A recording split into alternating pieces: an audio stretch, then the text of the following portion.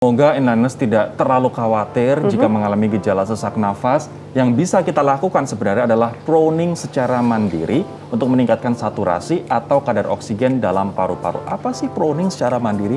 Kita simak liputannya.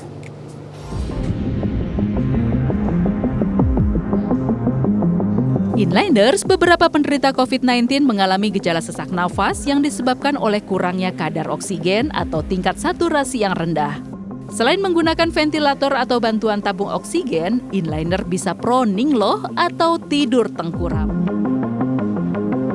Dengan posisi tengkurap, aliran oksigen yang tadinya hanya menumpuk di bagian dada ketika kita tidur terlentang, ini bisa mengalir ke seluruh bagian paru-paru termasuk bagian belakang dan juga samping.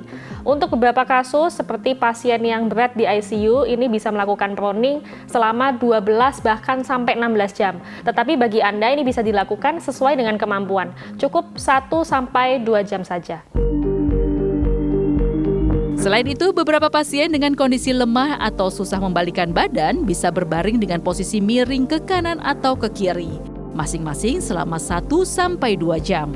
Proning sesungguhnya adalah tindakan yang biasa diambil tim medis, terlebih bagi pasien dengan penyakit paru berat. Pada kasus dengan edema paru atau acute respiratory distress syndrome, kelainannya adalah bukan di saluran napas. Ya, kelainannya adalah di alveoli atau alveolus atau di parenkim paru yang tempatnya yang jauh dari saluran napas. Nah, di situ dia itu berisi cairannya, ada mungkin sekret atau sputum ya. Nah, kemudian dia itu tidak tersebar merata di mana di paru.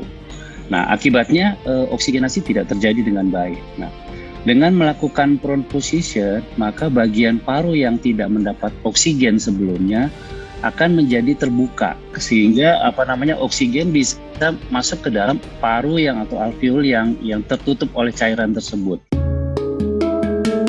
Proning bisa inliner lakukan jika saturasi di bawah normal ya.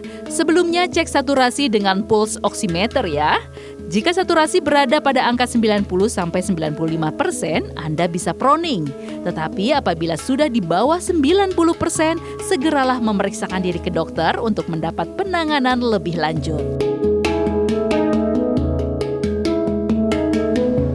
Aku suka sebel banget dan juga suka heran dengan orang-orang yang merasa dia punya daya tahan tubuh yang kuat sehingga walaupun positif, aku daya tahan tubuhku kuat kok, sehingga terus dia masuk ke kantor, dia tetap bekerja, tetap bertemu dengan orang-orang. Jangan salah, orang-orang dengan komorbiditas, asma, hipertensi, jantung, diabetes, justru mereka yang sangat prone atau mereka sangat rawan untuk terkena COVID-19 yang kita bawa. Walaupun kita nggak sakit, tapi COVID-19 ini mengajarkan kita nggak boleh egois karena kita bisa menularkan ke orang yang daya tahan tubuhnya lebih lemah. Betul.